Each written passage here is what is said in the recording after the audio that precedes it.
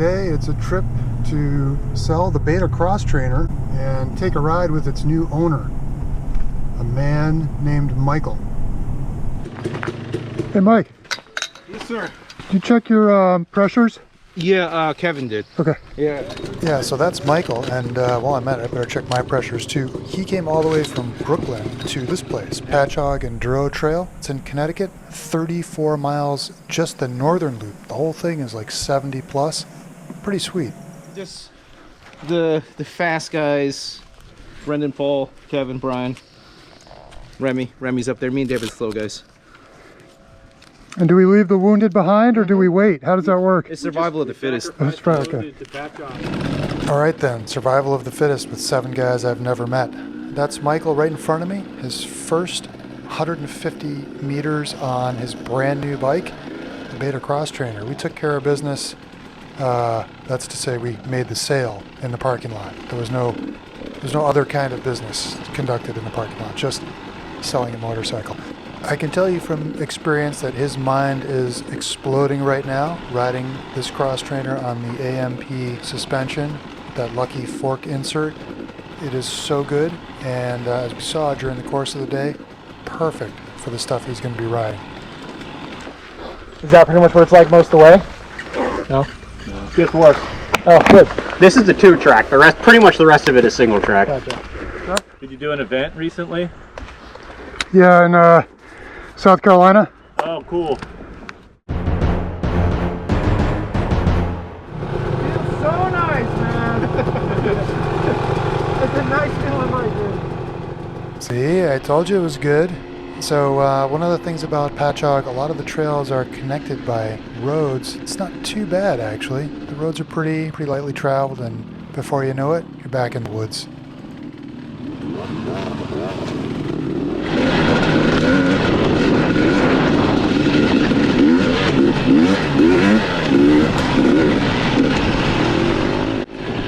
Okay, that came out of nowhere, and now I understand what they're talking about with survival of the fittest. A lot of the stuff early in the ride was these kind of wide open fire roads that would pinch down into this muddy, tight stuff. Lots of rocks because it's New England, and a decent amount of water because it's springtime.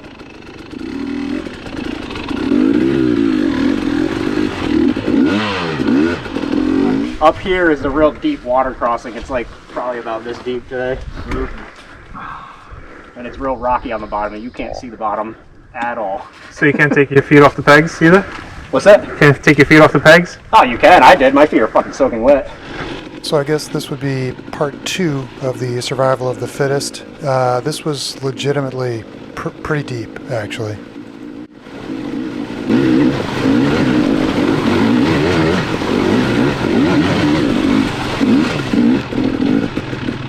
Okay, I made it through. I didn't dump it, but somebody did.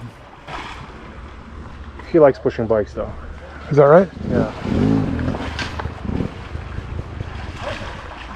Do you think he's just going to do it one time? Yeah, you know who didn't dump it? Michael on the new cross trainer. That's right. Go, buddy. Go. You got it. So time for a quick smoke break and flip this bike over. See if we can get all the water out of the engine. It's a big job. And that's how it's done, folks. Good job, Kevin. Now we know how to do it. All right, so thanks to Kevin, we got Dave's bike back under power, and off we go again.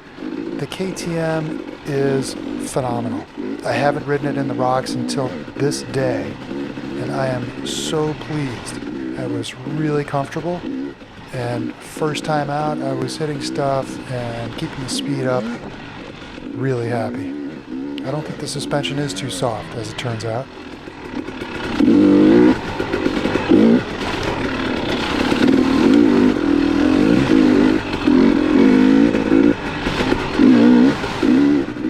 This section coming up is a good example of something I would make it through, I think, on the 200 or the cross trainer, but it was just so easy on this bike. A good combination of the engine, the suspension, and frame all working together. really good package, and in the fast stuff, nice and stable there too. So it's really got everything covered. Just what a fun bike.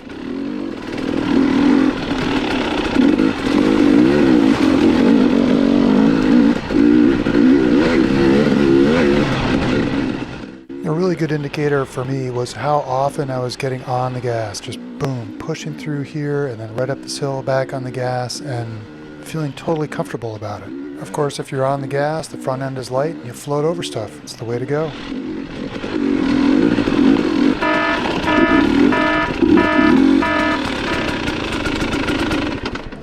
You're moving. What's that? You're moving. I should be. I'm about to die. He's moving.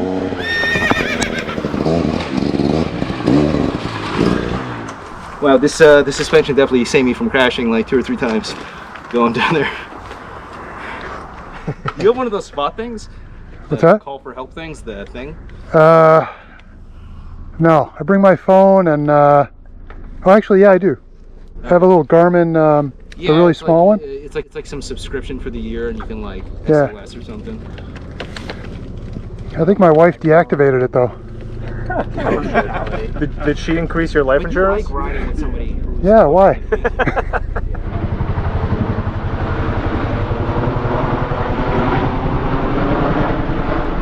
Must be here to pick up the 4-stroke. Oh, don't say that. Rocks. Yeah, I really wish I had been exposed to dirt bikes as a kid. Yeah. Like I wasn't even fucking aware they existed, really. You know. Yeah, so I was at this comedy club, and all of a sudden, a dirt bike ride broke out.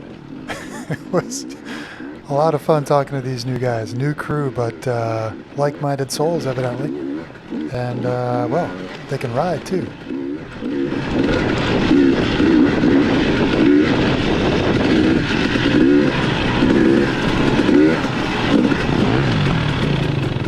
Of course, sometimes riding hard can lead to crashing, and man, this one did not look good. He was not in a hurry to get up. I think on the fucking...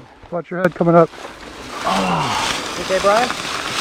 Well, I think one back there sent my back wheel off this way, and then I clipped the tree with my back. No. Are you fucking serious? Just with like the back left side of my bike, and it flipped me over. Oh, okay. I'm gonna slow the pace down for a little bit. Okay. You ride with Dave.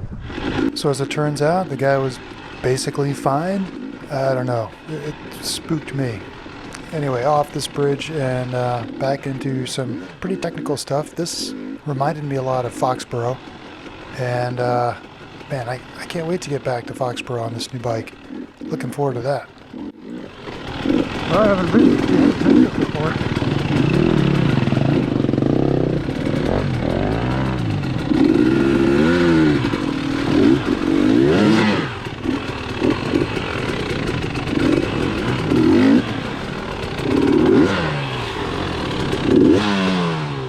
Here's a good example of what I was talking about before, the maneuverability. This bike is heavier than my 200, but coming through here, you know, it felt just fine. I'm taking it pretty easy because I don't really know where I'm going. But I can work around all these rocks and trees, fallen stuff. It's really no problem. Nice little package. A big part of riding in the woods is learning to deal with stuff you didn't expect to see. And coming up here is something I really did not expect to see.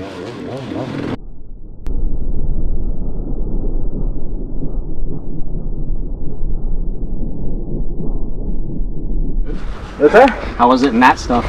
It was really good. Really good. I can't tell what gear I'm in ever.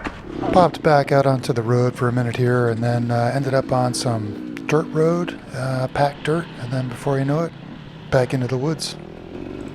This section led up to Mount Misery, which unfortunately the GoPro battery died. I don't have more than this picture of us celebrating at the top, but that climb was so good that I cannot wait to go back just to show that to you guys.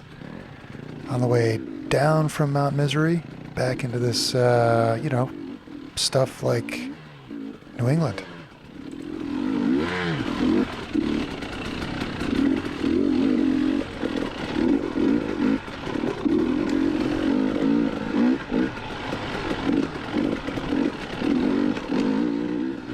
Coming around this corner here, you can see I just get popped out into like a little rock garden. Nothing crazy, but I stayed on the gas because I know I can hit all this stuff. Thank you, KTM.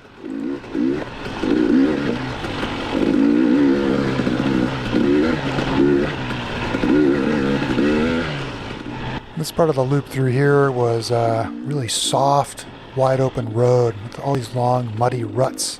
And I was struggling to get through them. I kind of tried to keep the momentum going. Unfortunately, that meant I totally cut that guy off. Sorry, I apologize.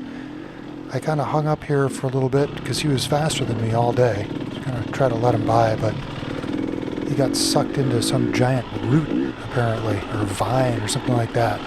Tied him up on the side of the road. Eesh, it sounds ugly. Now the way this bike handled through here was anything but ugly. That's not to say it was but ugly. It was not ugly. It was really good. This is the kind of stuff that has always given me trouble. Maybe because I try to switch ruts like I did just there. But even doing stupid stuff like that, I got away with it. And of course, it's got enough motor to push through any of this stuff with really no effort. Ooh. Yeah, almost lost it there though.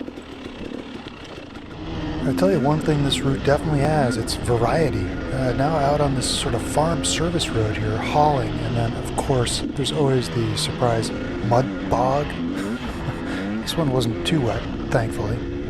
Then all of a sudden, whoop, looks like we're doing a 180. Guess we were supposed to go right back at that haunted farmhouse.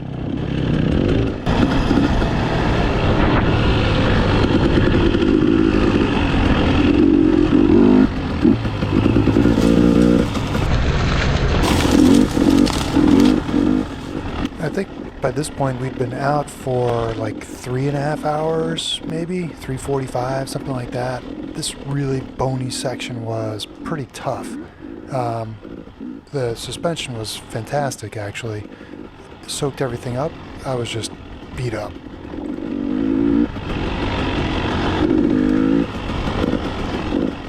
Yeah, I don't know. I might have been beat up, but these guys were still pretty frisky. Doing little skills drills over there. The pivot turns. This guy ramping off on that rock. That's a tough crowd. The dust was pretty tough, too. Couldn't really see where I was going.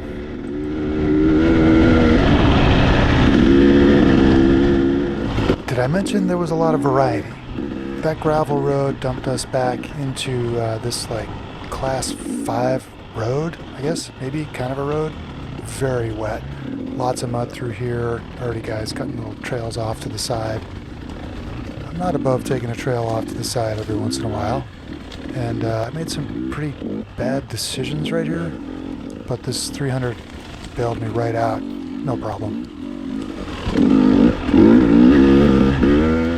So every time we got to a junction or a big turn, the fast guys would wait for us, which was very considerate. And they were very polite, which is nice, especially if you're fast. So thanks for showing us the way, guys. Really appreciate that. I thought it was crazy to bring 4 GoPro batteries, but I tell you what, I used every single one of them. We were out there for over 4 hours, and my last GoPro battery gave up right up here as we get into a little traffic jam. I tell you what, a fantastic day. Really good loop, great bunch of guys. The bike is awesome. 2021 off to a really good start.